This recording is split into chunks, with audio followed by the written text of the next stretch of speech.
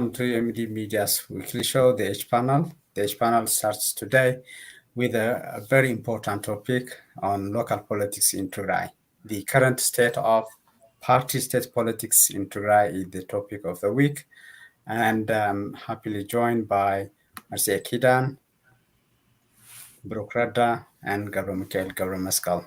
Gentlemen, thank you for joining me today on the H Panel. Thanks for having us.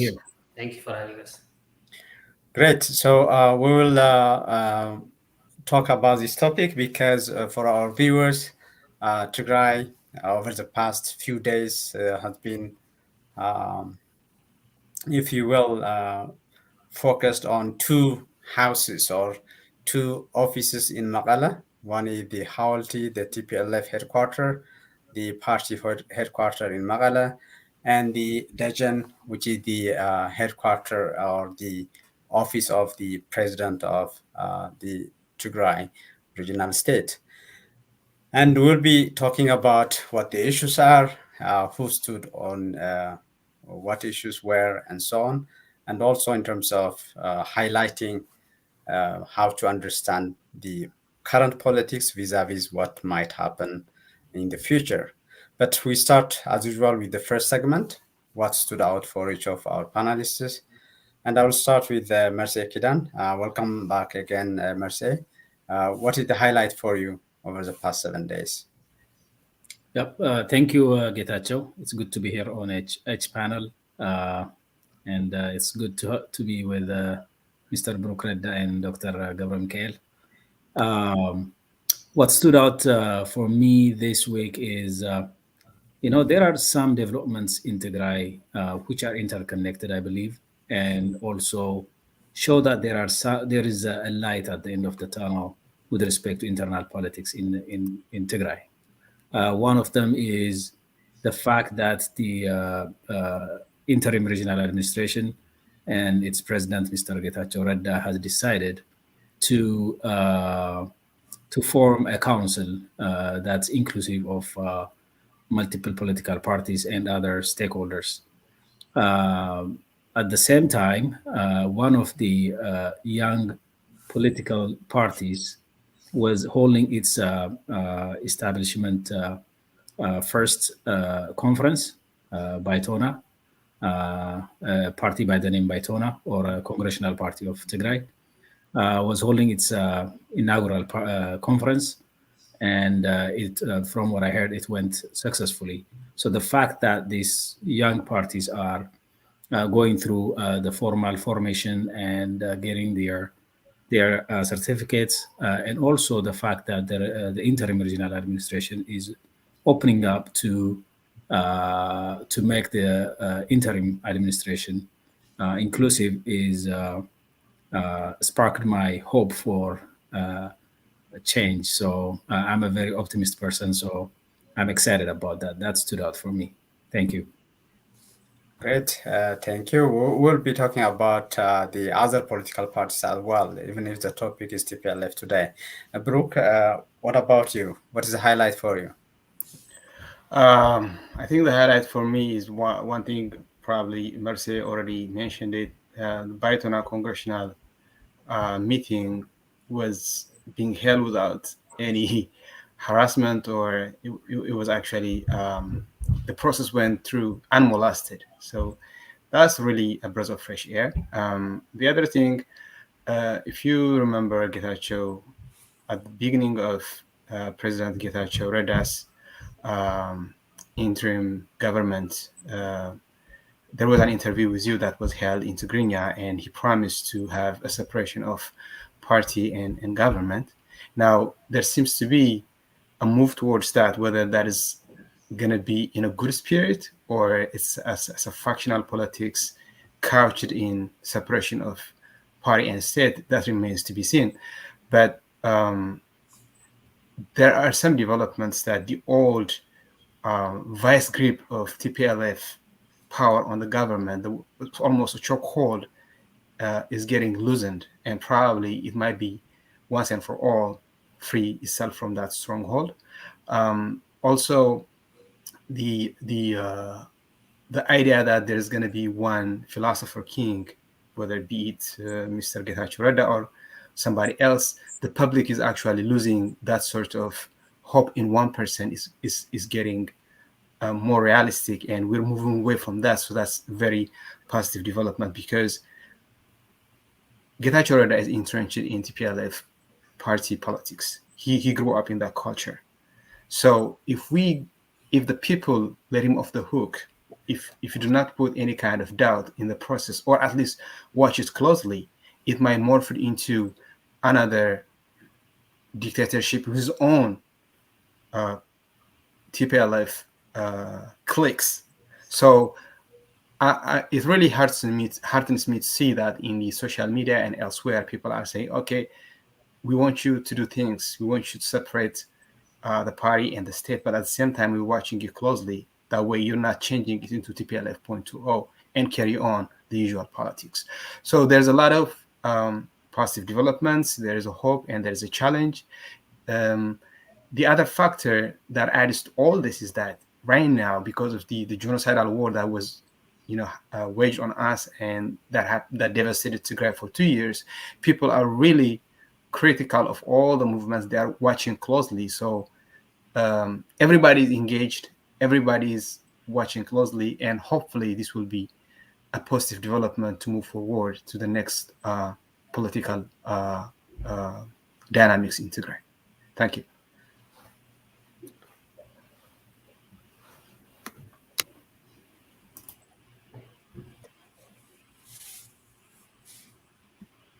Okay, great. Thank you, Brooke, for that. I think this would go into the core of today's topic. So I'll be coming back to that with you. Gavramkel, welcome once again. It has been a long time since we conversed on this platform. Okay, so what stood out for you over the past 7 days? Thank you, Professor Getachew. Thank you for having me here. And nice to be with Mercy and Brooke again. Also, nice to see, our listeners. It's been a long time since I have been on social media or any kind of media. So the highlights of this past week, they have been mentioned by Mercy and Brooke. But just a few points to add. There was mainly three events that happened over the last week. There was an event which was going on for a couple of weeks, the issue of Red Sea and the standoff between ISAS and Abiy. And then there is this current interim regional administration and TPLF standoff. And then the third event, I would say for me, was this very recent announcement of interim administration about the formation of, or the start of formation of advisory council. So if I was to start from the the issue of Red Sea, this has been an issue which worried a lot of people back home in Tigray. Our people were worried that we'll go back to war. And from my perspective, it does carry a big danger to our people. There's a looming war, I can say, and that's very, we barely survive this war, and another distraction will be just unbearable from our people. But then again, there is a positive aspect to this development, and that is, it's good to see the breakup of the genocidal forces, and that's the positive aspect. Going forward, I guess it needs a lot of deliberation on how it should be handled. Since it's something that we can't control. The second development, recent development is, which is our today's topic, this standoff between the interim government and the TPLF. Now again, this is, you know, I would say a bad development in one aspect because it carries a risk of internal division in this time of crisis in Tigray. Um, you know, we have a really bad history in regards to division in political leadership, which had really, really bad consequences. We remember the 1993 political division that happened and the failure of strategic leadership that followed, which eventually contributed to the Tigray genocide. So that's a danger that I see. But again, there is always opportunity in every danger. And that is, as Brooke and Mercier were saying, there is this prospect of um, separation of party and the government. I have hopes that that may even open up for a bigger change in the political landscape in Tigray.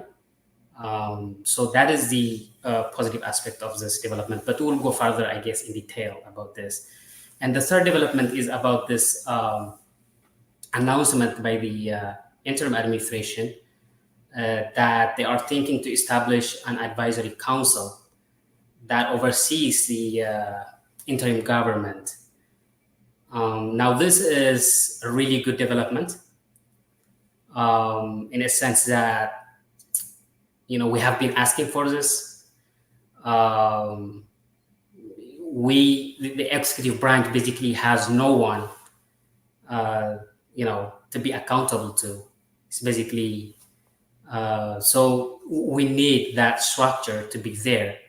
But again, I think more than an appeasement, we need to work harder and build up more pressure to make sure that this council would not just be another game by the interim government, whether that is to kick some core TPLF leaders or whether that is to just get some acceptance by the public.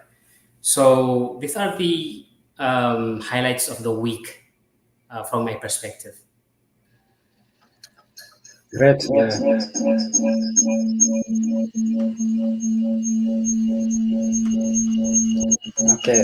can you hear me?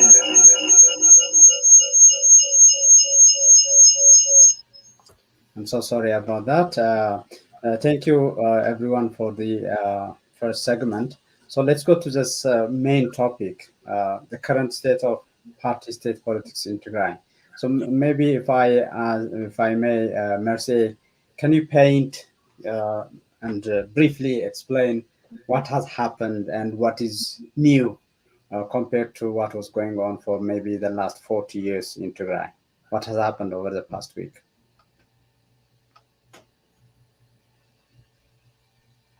I think you are muted. All right, my apologies. I think it's good to give it an elevator speech of historical context on the politics of Tigray.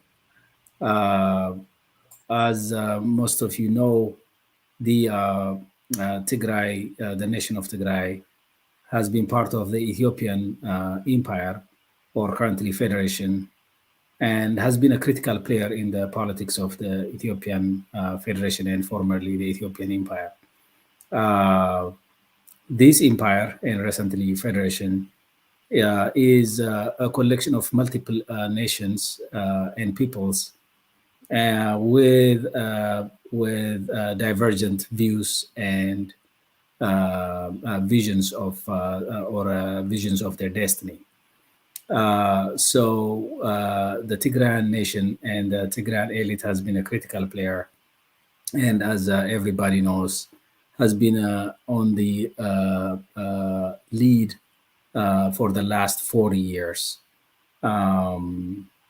Unfortunately, there are other nations or peoples who have a different view of the Ethiopian Federation than what the Tigrayans and other nations in the periphery aspire for. And because of that, there has been a very antagonistic interaction between the elites of the different nations within Ethiopia.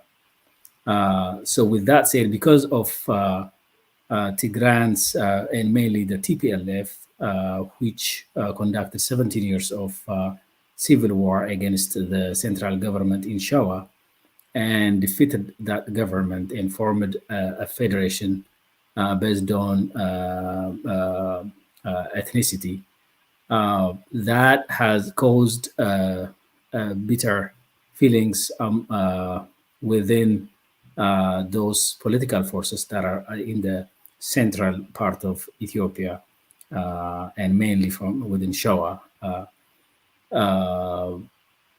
After that, after 30 years of administration by EPRDF, of which TPLF is a member, because of the death of its strongman, TPLF slowly started decaying.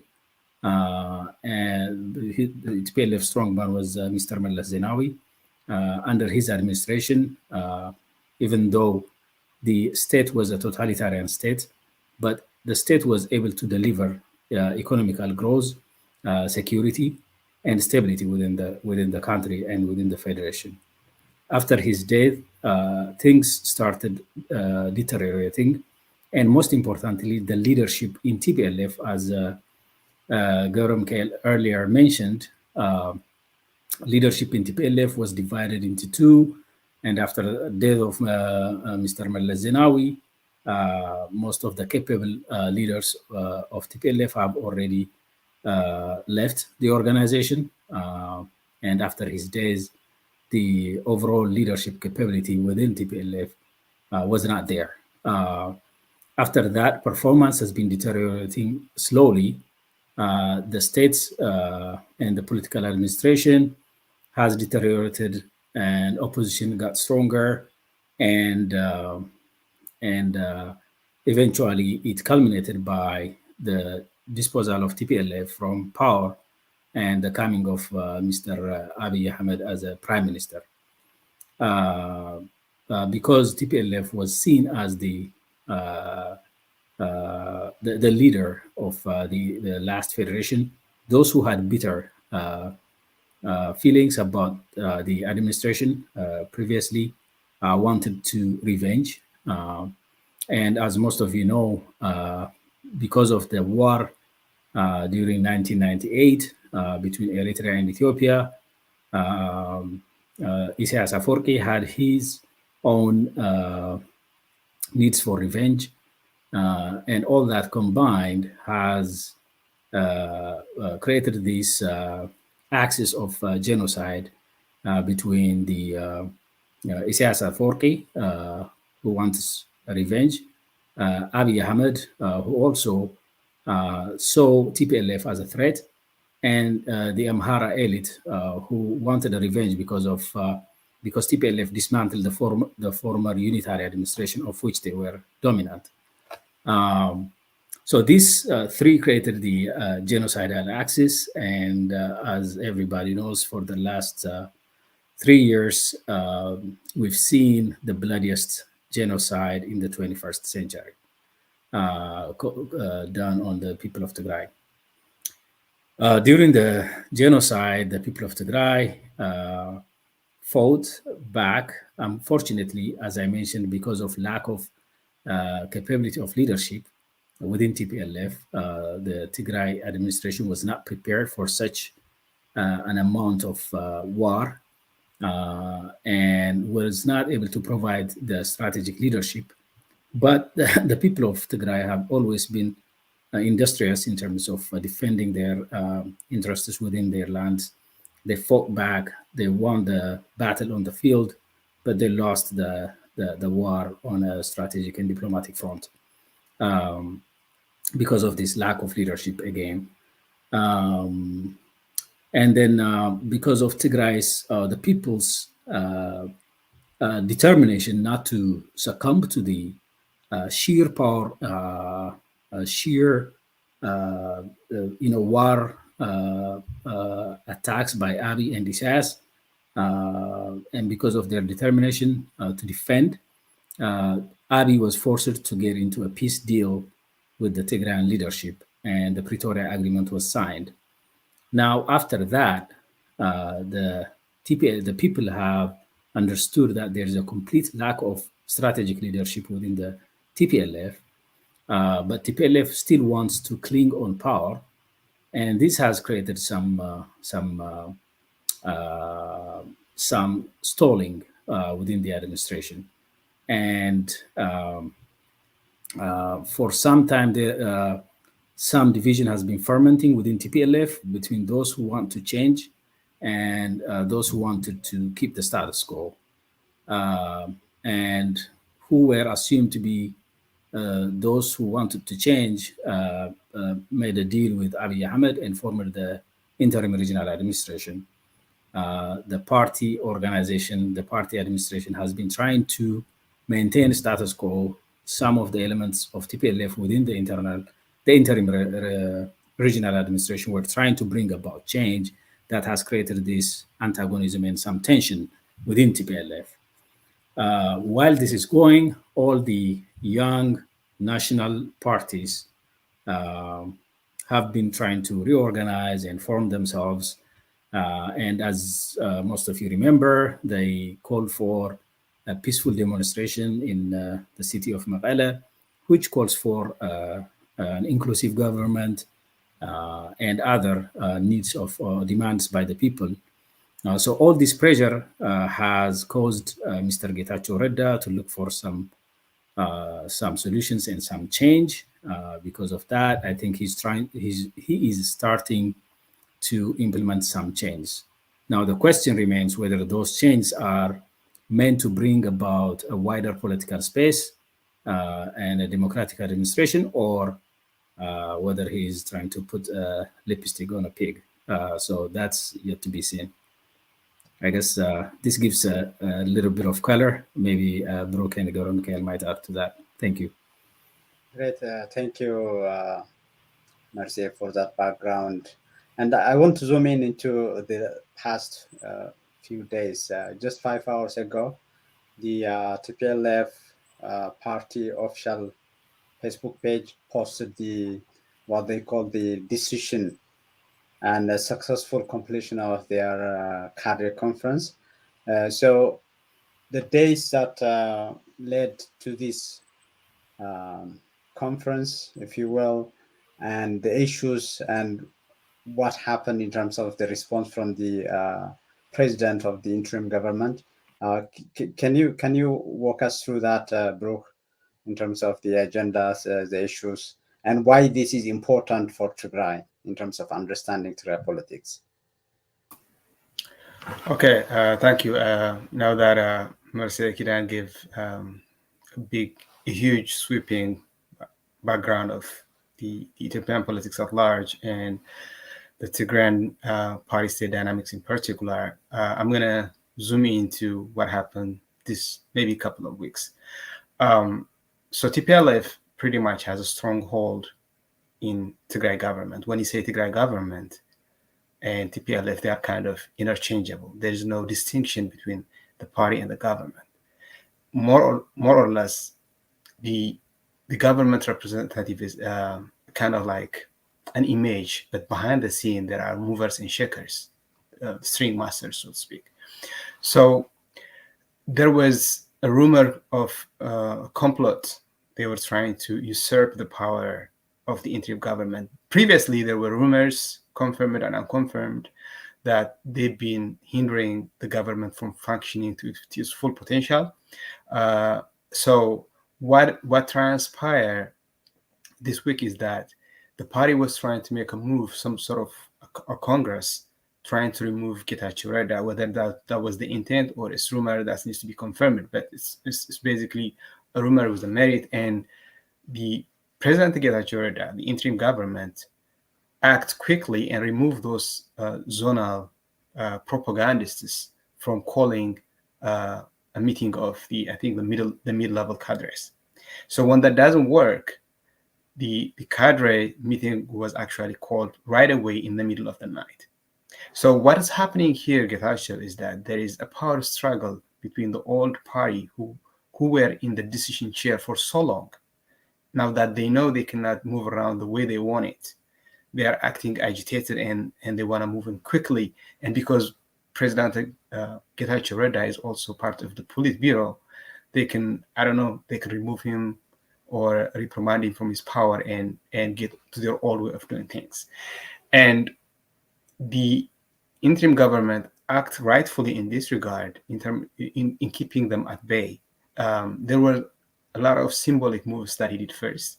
First thing is that if you guys are trying to call a meeting on a government's pay, that's not gonna happen. Again, to give a background, there is no separation between a party work and government work. A clerk can be in government duty, but all along he might be working party politics. So when the TPLF calls a party meeting, the whole government function gets disrupted because they are calling it on the regular work hours. And what President Getachew Reda did was that you can have your meetings sometime, but not while we are having a national.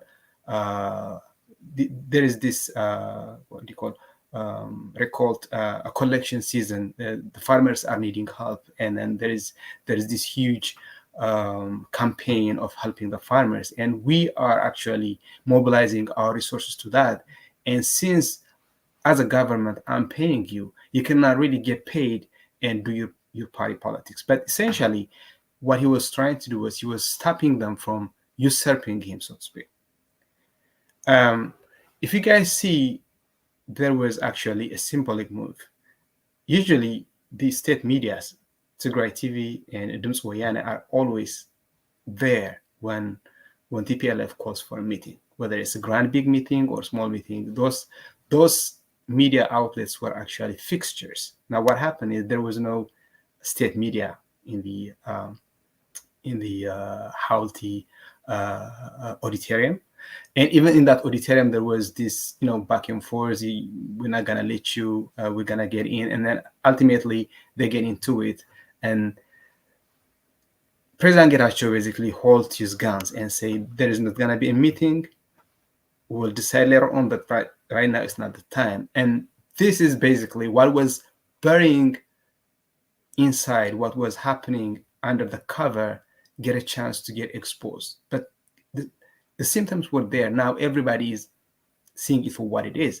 To add to that, the recent article series that were released by Mazakar Abadi Zamoun, it gives a highlight into what kind of hold the party has on the government. It's almost he cannot do anything. His own chief of staff, Amani Al-Asafa, was actually withholding some specific letters that could damage the government if it's not addressed in due time or in the proper time. So there's a lot of party politics. But what exactly happened, if I have to summarize, is that the old way of doing politics, where the party gets to decide what can be done in the government, seems to be coming to an end.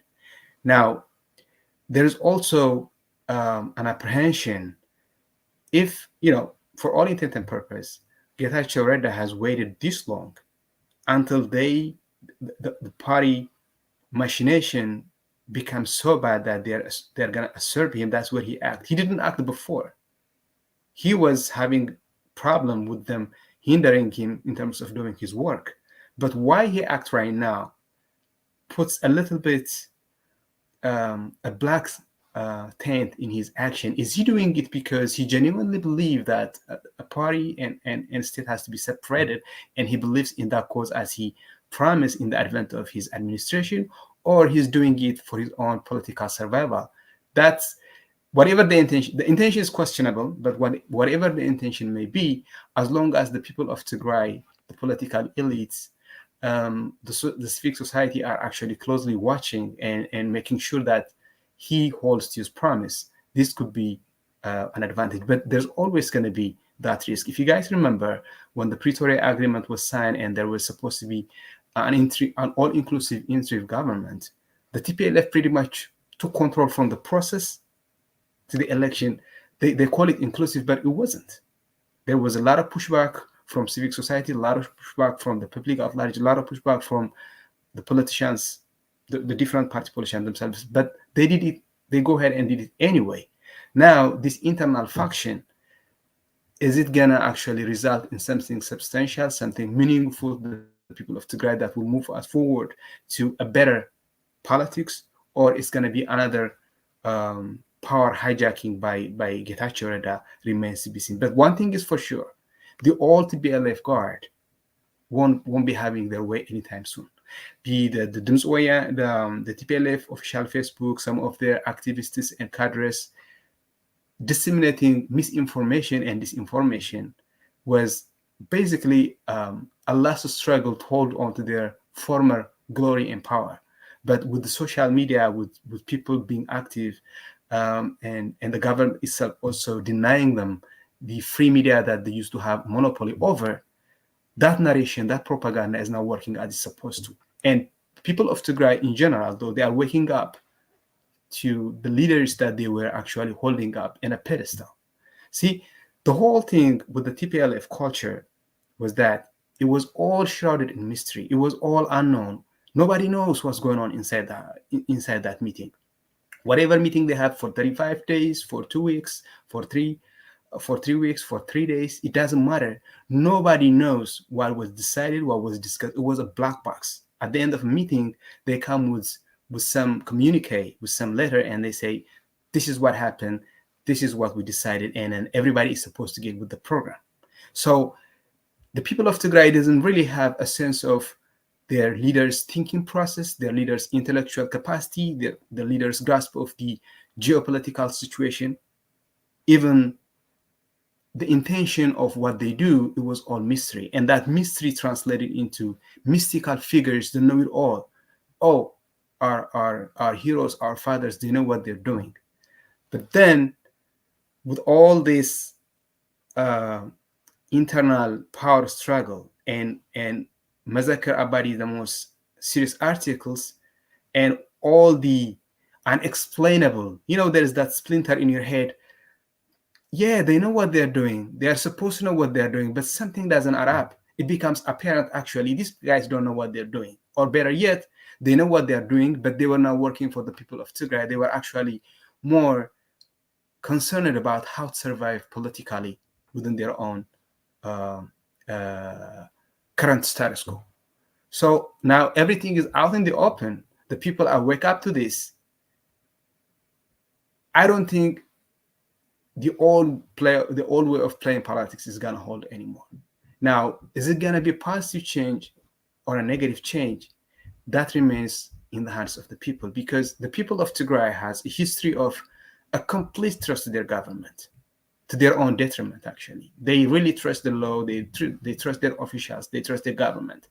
If that trust is somehow not calibrated with conditional, with kind of accountability, with setting expectation and demanding that their expectation met, it's going to be the same process, the same disaster. But I hope this genocidal war, I hope this whole newfound knowledge of what happened behind the curtains, behind the closed doors, it will give the people of Tigray to be very assertive and demanding in terms of accountability, questioning the leadership, even as far as going to requesting step down. That would be a positive change.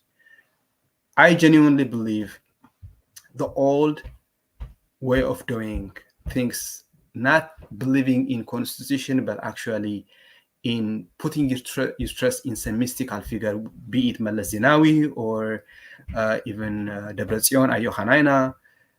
Getachew Reda comes to at a critical juncture where people are tired of giving unwarranted trust, unwarranted accolade to their former leaders. So it's good for him if he's actually for a better change. That would give him a chance to work with his people and make a positive change. But if he's gonna go the old way of doing politics is gonna backfire on him, and it's gonna be real quick.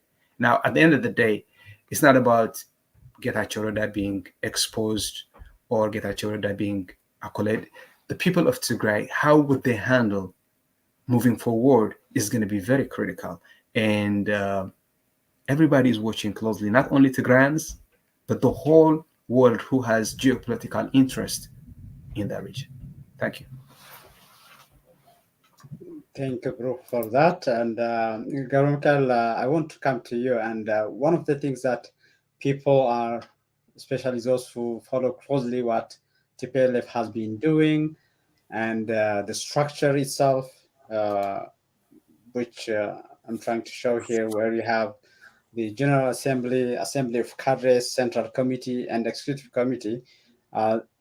On paper, the General Assembly is at the top, and the Executive Committee is supposed to be under all these three top structures. But in effect, effectively is the opposite. People say that the 5 executive members, including Getachew Reda, they are supposed to be 9, but the one that is functioning now is composed of these 5.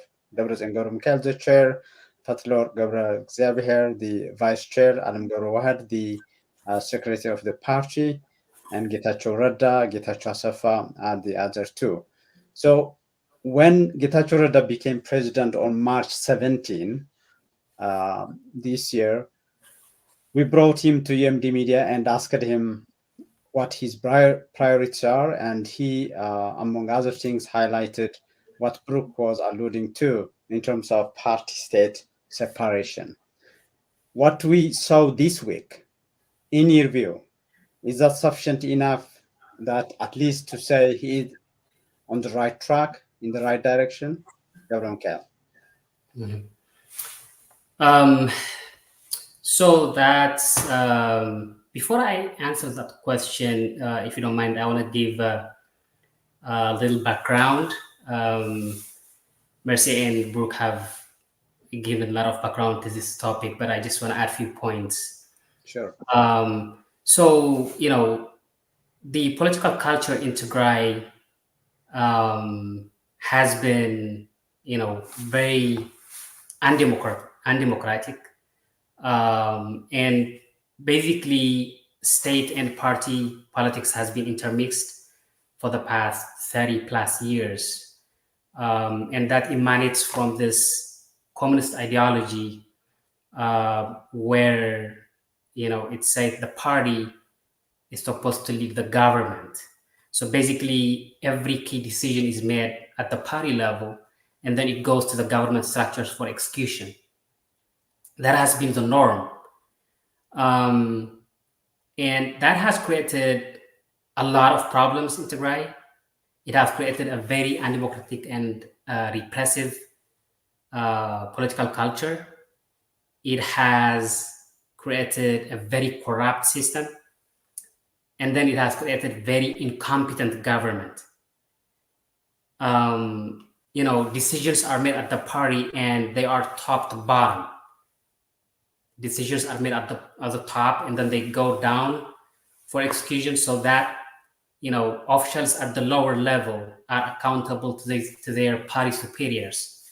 So basically, that creates a fertile ground for corruption, just because these officials are not responsible or they're not accountable to the people who they're, you know, leading or administering, but rather to their superiors. So as long as you're okay with your boss, you can do whatever you want. That is the kind of political structure we had for so many years. And also, this system also creates, creates a very fertile ground for incompetent people to come into the system, because appointments to offices are not merit-based, but rather they are loyalty based. So the main criteria is how loyal are you to the party. So this has created like a very incompetent government, very corrupt system, and this had a very serious consequences to the people of Tigray, including the genocide that happened. So having that as a background, I think what's happening now, intention-wise, I do not believe that President Getachew is really trying to change the political culture from this, intermixed state and party politics. I believe his intentions are most likely to secure power. This is basically a power struggle between these two entities. But sometimes you can get, it could be, it can have a positive consequences if he is able to separate the state and party politics, regardless of his intentions. It is good by by its own. So having said that, I mean, this is, as the center of all this is power struggle. If you see the the interim administration and the core TPLF, if you see their ideas in regards to current demands of our people, aspirations of the young generation, you don't see any difference of ideas. Like, for example, we can take what happened to the demonstrations that were organized by the opposition parties. We saw how the interim administration crushed that demonstration. That gives us an idea of what this administration is like, which basically means it's not any different from TPLF. And we know the core TPLF, how it's been doing things. So basically they are very similar. If you also see, in regards to the current demand of our people, which is the establishment of competent and inclusive government, and if you see what their stand is, these two entities have the same stand. They don't want a really inclusive government. So basically, you don't see any difference in their ideas, at least at a very strategic level. There could be some tactical differences. So this is my assessment of the situation. But I think, at the end of the day, we, the young generation, with our demands and aspirations, we sometimes have to work, with either of them to achieve what's basically a short-term goal. So right now, President Getachew is working to dismantle this network in TPLF. He may be doing it to secure his own power, but that's going to be useful to us. That's going to be useful to our people.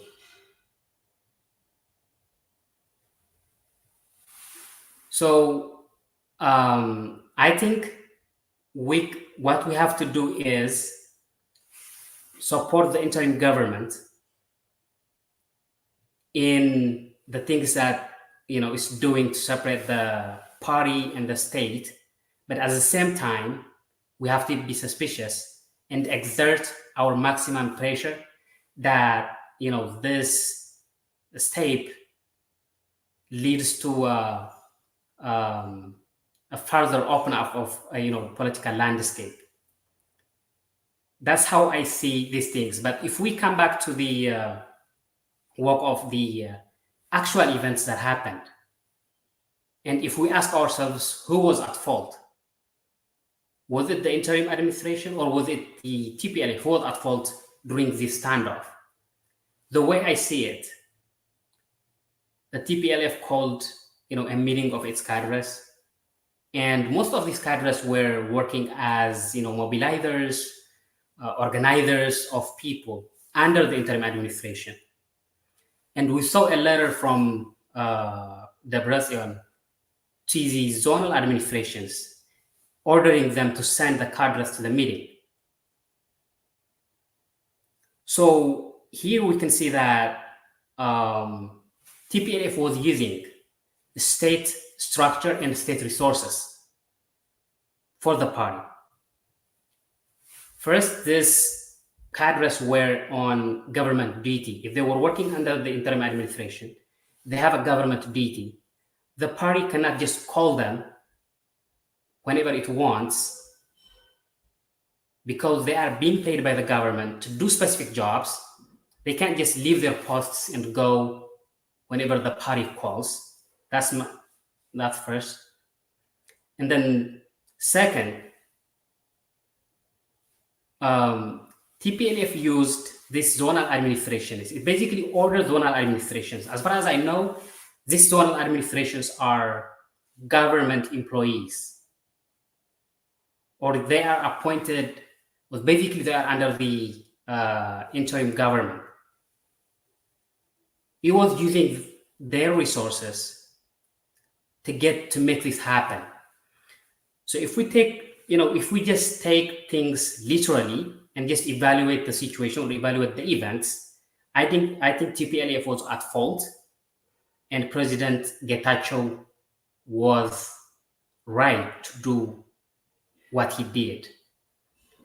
So this is my overall assessment of the situation. But I think Getachew Rada is not doing what he should be. Generally, this is a good start, regardless of his motive.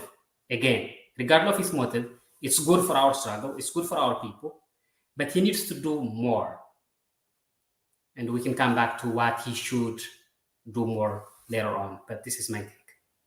Thank you, Governor Kel, on that. Yes, we'll come back to what should be done and how you guys see what might play out in the coming weeks and months. But first off, you all seem to agree that what Getachew did over the past 2 days is right. But there are people who also are concerned that this might trigger into, for example, among other things, depriving voices, including that of the TPLF party members and cadres from the political landscape of Tigray. So do you see a risk of the banning and everything of the meeting, or maybe banning is not the right word, he asked for postponement of the meeting? And what I saw here, maybe if I can share it with our viewers, this is a 2-page press release that happened 5 hours ago by the TPLF official website. And they have 6 points. One of them on number 4, they're talking about how the interim administration's measure on the assembly of cadres of the TPLF. They say it is it's outside the institutional measure, and they say there should be a corrective measure to be taken, and they are calling for another meeting that would happen in 10 to 15 days. So with that in mind, Marseille, what is your take on what Getachew did and what that might imply in how the future is will play out in Tigray? So it's a blessing and a curse at the same time. It's a curse because the way Mr. Getachew is handling it, I don't think he has a right to deny anybody in Tigray the right of having a meeting or a congress, let alone these cadres who most of them fought for their rights. I don't think he has a right to deny them their right to have a meeting. But as a leader of the interim administration, he has a right to fire them when he doesn't find them in their workplace. So it's a choice for the cadres. If there is an order from the government to spend their time on an emergency harvest day, and they prefer to go to a party meeting instead of performing their governmental duties, I would fire them. I think if he fires them, I think that's the right step. What he cannot do is deny them the right to have a meeting. That's one. So this is where the curse is. This is where the curse of our bad culture that came from this communist thinking, where the party has to control everything, or the top person has to control everything. I don't think he should control them. I don't think he should decide whether they should have a meeting or not. It's up to them. But he can decide whether a governmental employee, what the governmental employee does or does not do. So this is where one problem. With respect to what you are showing there, it's also another problem. You know, the TPLF had a General Assembly and has elected Central Committee members. Central Committee members in TPLF are elected, not selected, not nominated. They are elected by the General Assembly. So what they are saying here is this interest group gathered together and wants to add another 15 people to the Central Committee, which is a mockery on the bylaws of TPLF. That cannot work. It doesn't work like that. The Central Committee was elected during the General Assembly. It's only the General Assembly who can add or reduce the number of Central Committee members. So obviously they are in a power struggle, and they are trying to add more voices of their own in the Central Committee, and it doesn't work like that. So if there's, you cannot go to the Senate of the U.S. and say, because I wanted to get more vote, I want to add more senators, right? So it doesn't work like that. So that's the other problem. Overall, the problem, Getachew Redda himself was part of the problem, was part of the system where every body of the government had a party embedded in it, a party operatives embedded in it. For example, each warada in Tigray, each warada bureau has TPLF office within the bureau. A TPLF office, it's a party office within the bureau. And most of the time, these people have more power than the head of the bureau. So there is an estimated 50,000 TPLF members who are doing party business, but paid by the state. Now, this poses a great problem for Tigray. If you want to separate party and state, these 50,000 cadres are going to be out of work. Now, this is a problem for us, for all of us, for Tigrayans, and each of them have the average household in Tigray is about 5 people. So multiply that, it's about 250,000 people we're talking about. So Getachew Redda has to do this if he is genuinely trying to separate party and state. There has to be a strategy, a plan around it, and making sure there's no major social impact comes out of this separation of party and politics. That's one thing.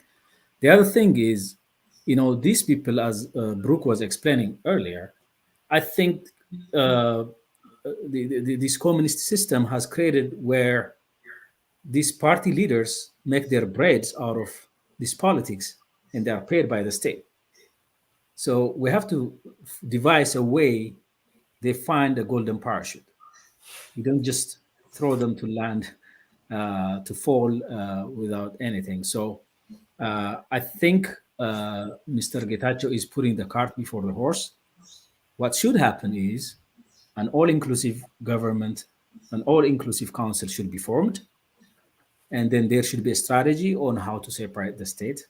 There should be a reform plan. And there should be these people are members of the society. There should be a plan for them. And TPLF is part of Tigray as a party. There should be a plan on reforming it and making it stand by itself instead of stand on the party resources. Uh, so, as even though I agree with Gauram Kale and Brooke on the fact that chances are Mr. Getachew is doing it as a power struggle. Uh, at the same time, I still want to give him a benefit of doubt that he might, he and the administration and all the people who work with him, like Mr. General Zarkan Gabratansay and others within the interim regional administration, are trying to take us to the better future by establishing this council. But I want to say, Getachew, as you know, I wrote many times about establishment of all-inclusive council. I wrote many times proposals and other stuff. One thing I do not like about Getachew's plan is the fact that he is calling the council advisory council. I don't think it's a good idea to have an advisory council.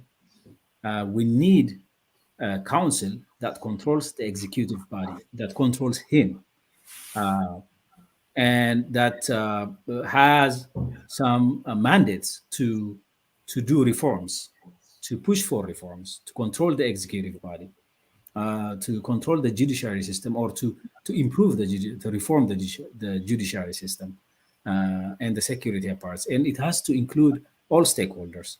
So if Mr. Getachew wants really means change and really means better future, I think he has to stop this idea of advisory council, because we know what happens when authoritarian states have advisory councils. They get advised but never listen to the advices. So so overall, what I hope, I still want to give a benefit of doubt that Mr. Getachew has a chance to take us forward to a better future, and hopefully he capitalizes this opportunity. He can put his name in history as the leader who took us from authoritarian regime to a democratic system. Thank you. Thank you, merci. Brooke, we are very close to the end of the hour, but I want to close it with what you think should be done by who, including Getachew and whoever is within the TPLF leadership, the people. We haven't had enough time to cover what the opposition parties should do as well. So what's your take on the way out, by who and what? Thank you, Getachew. Before I answer that question, though, I have some different take from my panelists. Specifically, there are some points where I kind of have a different understanding or a different take on things from what Dr. Gabriel Michael said and from what Marcia said. And let me address them quickly, and then I'll get back to what should be done. So with Gabriel Michael first. Getachew, it's true that in the Pagume 2000 Surbokas demonstration, there was a very violent repression of the demonstrators. But that can be, we can give a benefit of a doubt to Getachew that maybe it's not him. Maybe it's these old guards who have control over him was taken over. So to say completely that he was, agreeing with that situation, it might not do him a service. So we want to give him some slack. We want to cut him some slack, if you will. So now that he gave Baitona a free pass, just like I said earlier, unmolested, unharassed to do their meeting, maybe it's a testament that probably in the demonstration repression, it might not be him. Maybe there are powers who are way over his control. Let's give him that benefit of doubt. The other point that I was differing with my brother Mercier is that because these cadres have been doing their own party work and getting paid government works, and they have family to feed, Getachew abruptly stopping that whole if he's gonna stop it. Abruptly stopping that might create some social crisis. And I beg to differ on this, because there are actually workers in Tigray who's been serving more than 2 years free. These people also have a family to feed. Actually, these cadres should be very grateful that they've been getting paid so far. There's nothing special about these cadres who were actually using government resources to benefit their own party politics, whereas there are judges, public functionaries, clerks who was doing honest God's work and didn't get paid to this day. So how is that fair that somehow the cadres have to get paid to have not social collapse, but the other people are suffering all along? So that's some difference that I want to have. Now, what should Getachew do right now? I think what I see so far, I'm gonna question the intention, but I like what I see. What in this couple of days, what I see is that he stopped the TPLF from using government resources freely. Now, I agree with Mircea Kiran. He cannot stop the party from having their own meetings. That's not his right. Or maybe that's his right, because he's part of the Politburo. So if they want to hold a meeting while he's doing some important governmental work, he might say, I want to be there and postpone the meeting because I'm also part of the Politburo. You cannot have a meeting without me. I don't know what kind of veto power they have. That's not our concern. But at the same time, Getachew Reda cannot be using the party meeting at the disadvantage of his governmental duties, right? So in principle, he cannot stop the party from holding its meeting, but they have to do it in a way that doesn't conflict with their government work, that doesn't use the government resources. They cannot use, for example, when Debretsion was sending all those letters for the cadres to show up, was he thinking they're going to be using the public resources like before? Even the Hawalti meeting itself, how is that it becomes TPLF's dominance? On what condition? If we're going to separate party and politics, if Baitona cannot have a meeting in that, why should TPLF have a meeting in Hawalti? Because that's supposedly a government resource, right? So those are things that we need to consider. Now, moving forward, as far as TPLF's internal political configuration, if they want to include 15 plus cadres into their central committee, that's on them. Maybe it's gonna disrupt their party procedure, but that's not our problem. Just the same way Getachew Reda didn't involve in Baitona's first Congress, they were doing it on their own.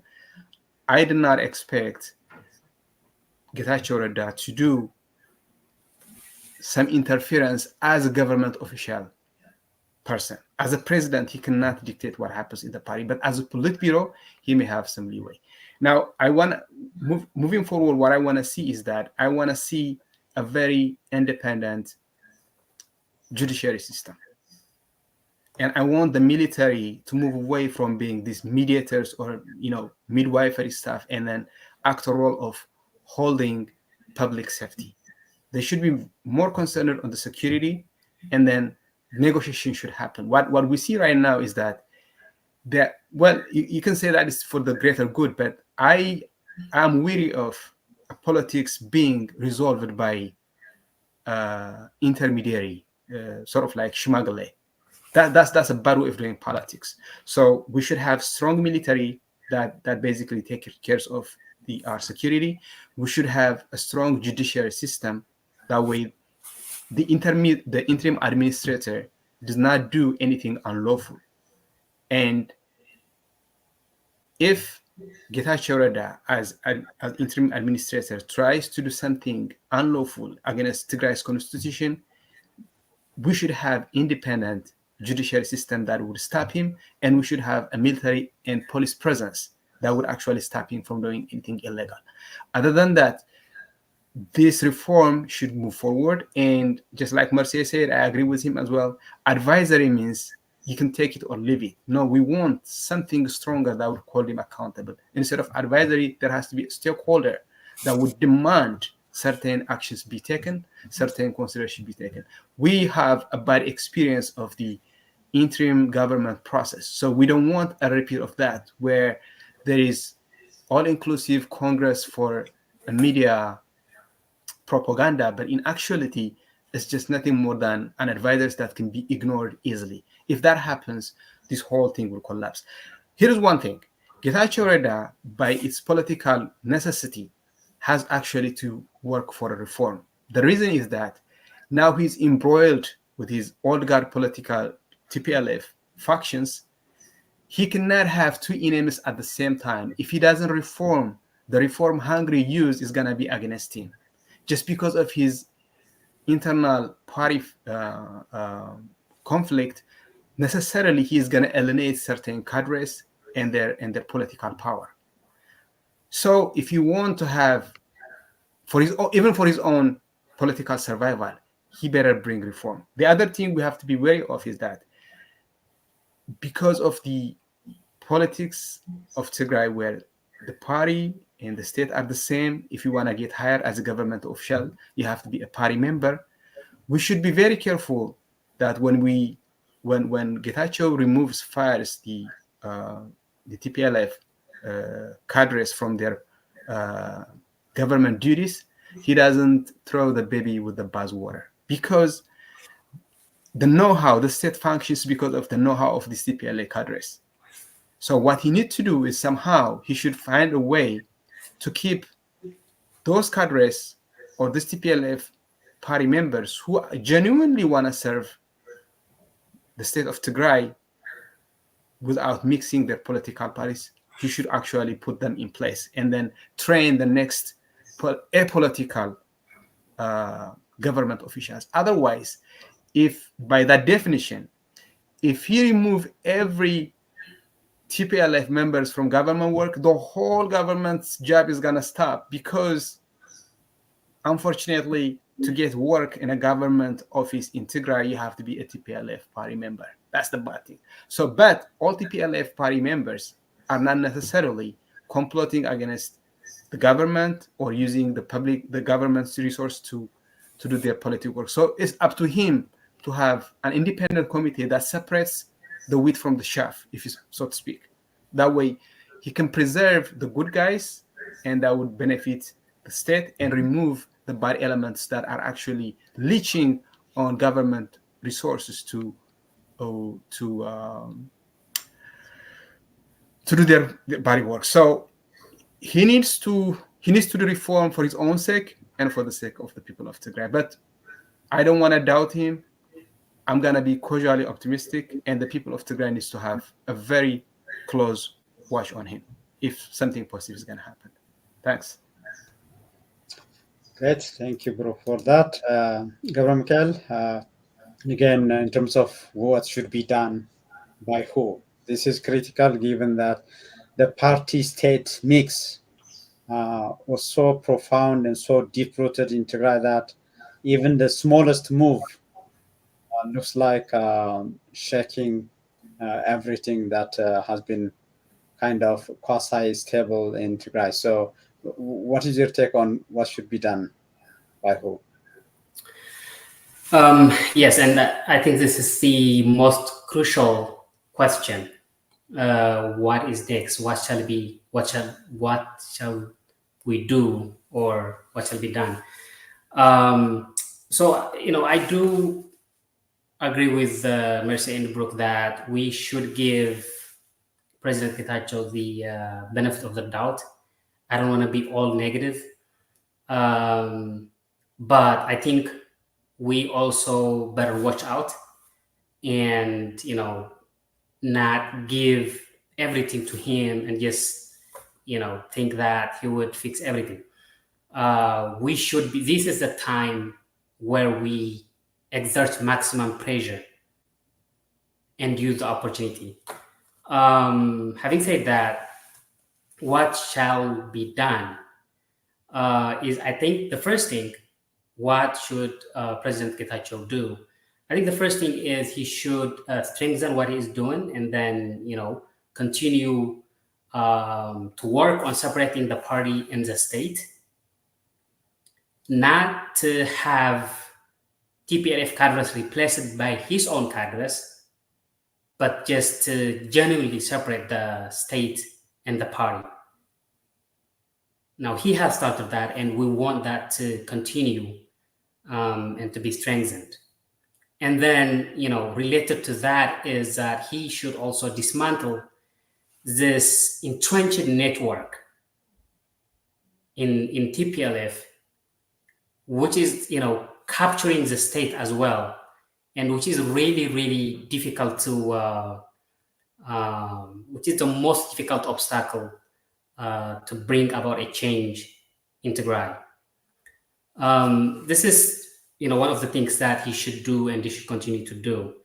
But I think the best way to do this is to have a very inclusive political structure which will diffuse the effect of this entrenched network and this,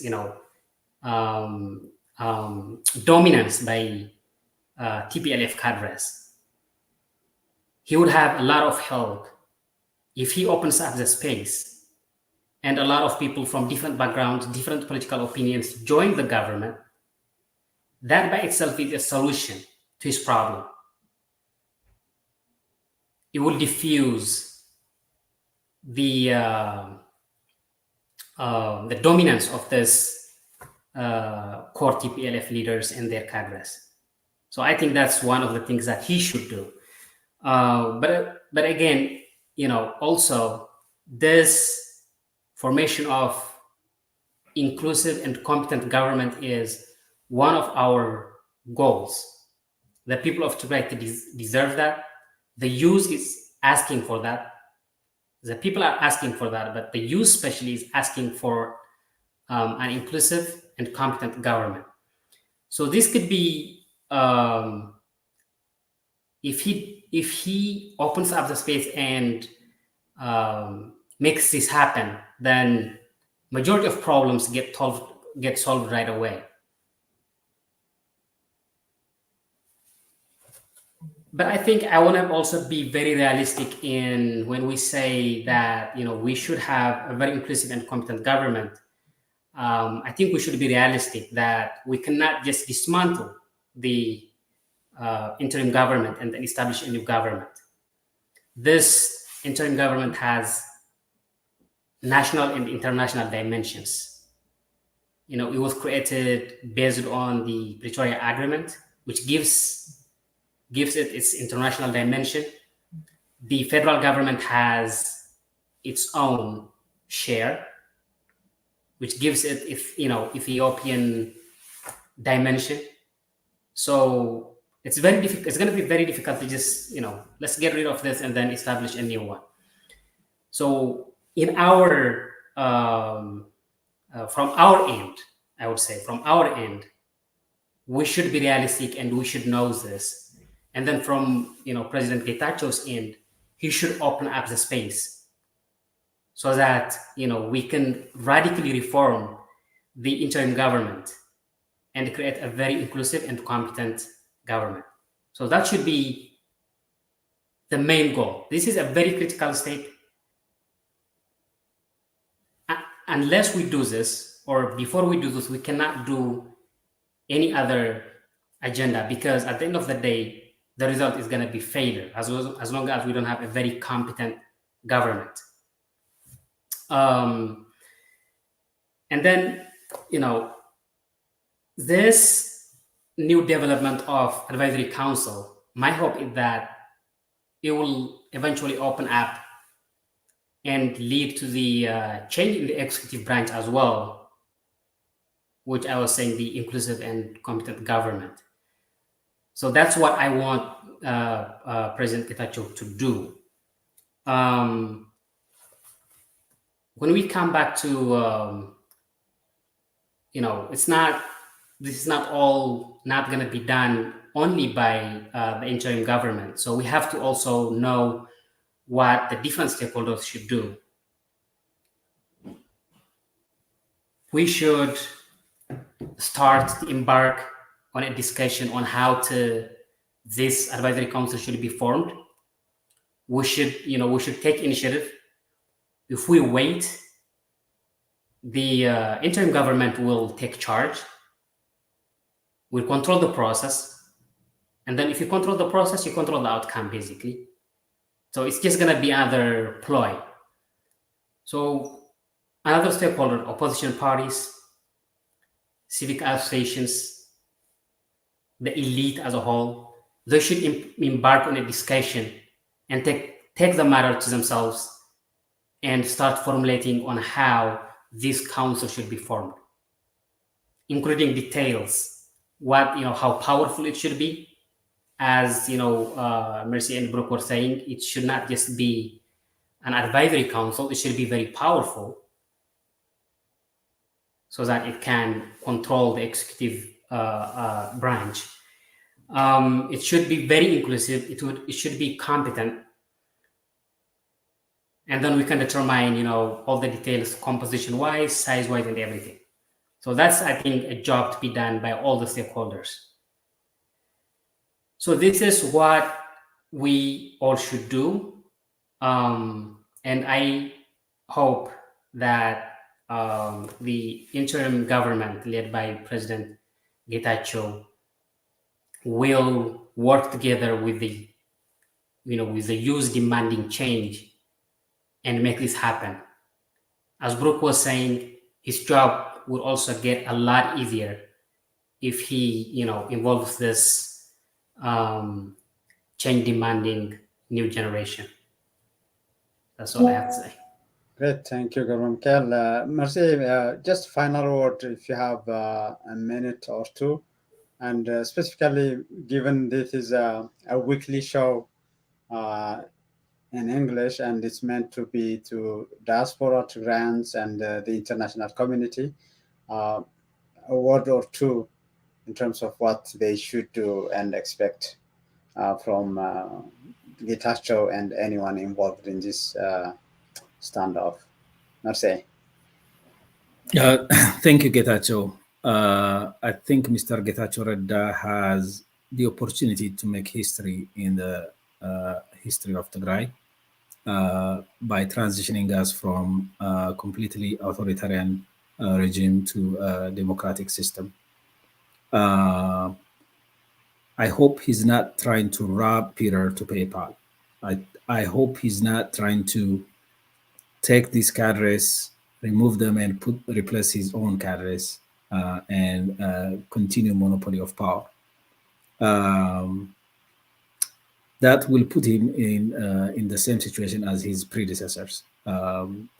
So my hope is that he would capitalize this opportunity to transition us from authoritarian system to a democratic system. All stakeholders have responsibility. It's not only Getachew that has a responsibility. All of us will have to get into this with some level of trust and commitment to a peaceful path. What I hate to see as a result of this power struggle, is the fall of the previous oligarchs, if you will, and the fall of them to a devastating result. I hope to see them land with a golden parachute where they will continue their peaceful lives and where there's not a major crisis created as a result of that in Tigray. I hope most actors within the state or within the political parties realize the difficult predicament that the people of Tigray are in and commit to a peaceful transition to a democratic system. The international community will have to encourage Mr. Getachew to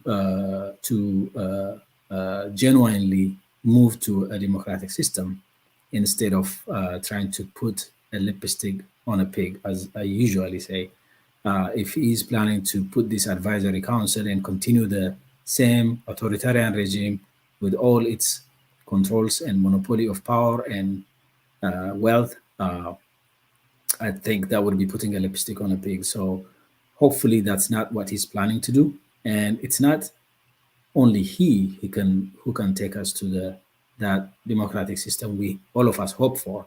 all of us have responsibility. Each player has a responsibility. The political parties, the opposition parties, will have to get into it with some level of trust. And the international community will have to encourage Mr. Getachew and his administration to continue on this path with a genuine effort. And the population at large will have to support the change, but also, as both Brooke and Gabriel Mikael said, watch with open eyes on where things are going, and break this old habit of trusting the person at the top on everything. And we will also have to change our culture of putting all our eggs in one basket. We always need alternatives, options, different perspective, and pluralistic ideas. So with that said, I'm very optimistic. My hope is that the change that's coming is done with care to everyone, everybody caring about the other, and making sure there's not a crisis that comes on all of Tigray or even some section of Tigray. That's my hope. Thank you. Thank you, merci. Brooke, Getachew, do you want to give me 1 second, or maybe 30 seconds to? Okay, go ahead. So now that we said we're gonna give him a benefit of doubt, we're gonna be cordially optimistic. There is one litmus test that is easy to verify for us and easy for him to implement. That will show us his good intention. Starting tomorrow, can President Getachew Reda open up the space to the media? Wherever he go, we don't want to see Dims Oyane and Tigray TV only. If you continue that way, that for me is a big red flag that nothing is going to change. It's easy for him to do. It's easy for us to verify. So can you open the media space? That's what I want to say. Thank you for the opportunity. Thank you, Brooke, for underlining that. And President Getachew Reda from Magala, I hope you are watching this. And UMD Media would be eager to have a conversation with you on what has happened so far and what his take of the future looks like.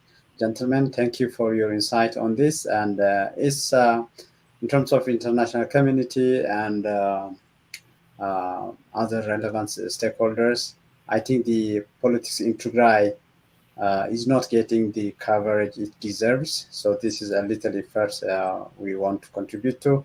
And we'll come back with yet another episode of the H panel on Tigray internal politics in the near future. I thank you for your time and good night from here. Merci Kidana, Dr. Gabriel Mikael, Gabriel Mescal, and Brooke Reda. Thank you so much. Thanks for having us. Thank you. And thank you, Merci and Gare. Nice to see you guys again. Have a good night. Thank you. Good to see you guys.